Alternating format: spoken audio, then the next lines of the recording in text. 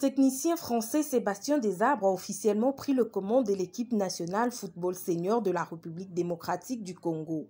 Un contrat de 3 ans lie désormais les managers sélectionneurs des Léopards avec les gouvernements congolais, soit jusqu'en 2025, ayant exclusivement les responsabilités techniques et sportives de cette sélection.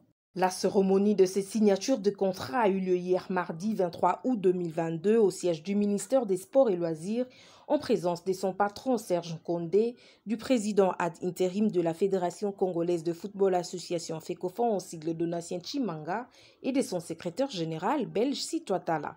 Le contrat, c'est un contrat d'une durée de 3 ans qui va me permettre de mettre en place ma feuille de route et de bâtir des idées qui vont nous faire progresser et atteindre nos futurs objectifs. Reçu du gouvernement congolais une valeur ajoutée dans l'exercice de ses fonctions, lui permettant de créer un meilleur état d'esprit du groupe et de mettre en place une bonne organisation pour pouvoir atteindre ses objectifs avec performance. Conscient de ce grand travail qui l'attend avec les Léopards de la RDC, Sébastien Desarbres pense à un challenge séduisant auquel il devra miser sur les clauses de son contrat et sa durée afin d'aboutir à un résultat plaisant. Aujourd'hui, un sélectionneur, c'est à la fois un entraîneur, c'est à la fois aussi un manager. On sait que dans la fonction de sélectionneur, il y a toute la partie technique, mais il y a également une partie organisationnelle de la partie technique, qu'on s'entende bien. Donc c'est pour ça qu'il y a un thème qui est de manager-sélectionneur qui permet de mettre en place l'organisation, la périphérie autour de l'équipe.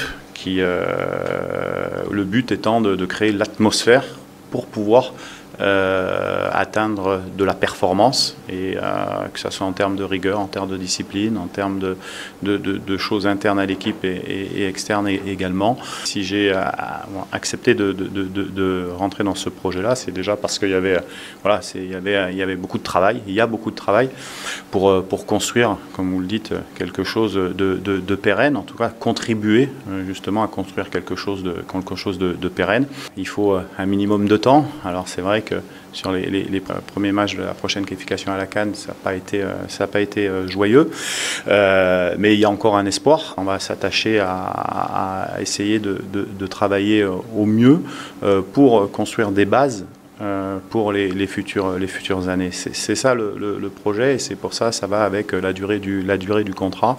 On connaît de toute manière le potentiel des joueurs congolais, on sait, donc c'est pour ça que tout le monde sent bien que aujourd'hui, la sélection n'est pas à sa place. Vous connaissez mon parcours, ça fait une dizaine d'années que je parcours l'Afrique.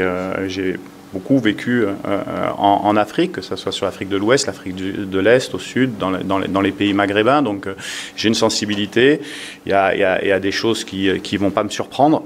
Et ma touche spéciale, effectivement, c'est d'amener tout ce monde vers de la rigueur qui nous permette de rendre finalement les fans heureux. Le premier objectif à court terme, c'est de construire les bases et l'atmosphère pour que tout le monde s'exprime à son talent. Il y a des matchs qui vont arriver, vous connaissez le planning, il y a ces matchs du mois de septembre qui vont servir aussi d'évaluation pour un coach. C'est important parce qu'au final, ce sont des matchs qui sont importants mais qui sont amicaux. Tous les matchs sont des objectifs au final, mais on sait que pour durer, pour atteindre des objectifs très très hauts, il faut construire de la base. Les objectifs, c'est de gagner tous les matchs, mais c'est surtout de gagner des titres. Et pour gagner des titres, il faut avoir une identité, un travail, une rigueur et différentes choses. Et on a besoin de tout le monde, on a besoin de la fédération, du soutien de tout le monde, parce que l'équipe nationale appartient à tous. Avec cette équipe de la RDC qui a connu les fiascos aux 2 premières journées des éliminatoires de la CAN Côte d'Ivoire 2023 qui se jouera en 2024, Sébastien devrait déjà se mettre au travail et constituer une équipe solide des Léopards s'il veut qualifier la RDC à cette CAN pour que cette dernière échappe à une deuxième absence successive.